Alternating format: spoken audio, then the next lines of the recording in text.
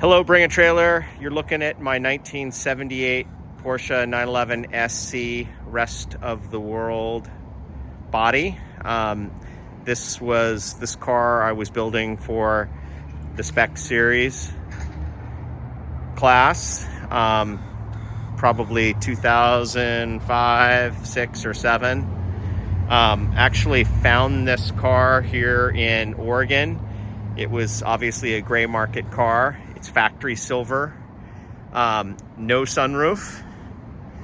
Obviously 78, so the first year for a galvanized body. And this car had an absolutely perfect body on it. Actually had the car walnut shell blasted to bare metal, and then had my friend across the street at VIP Auto Body paint it.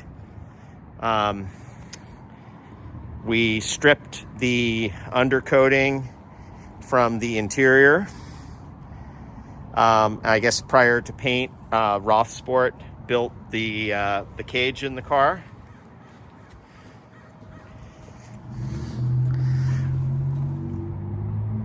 Which was done to an incredibly high standard. So this is probably one of the nicest race car bodies on the planet. I sold the engine for the car a few months ago on Bring a Trailer.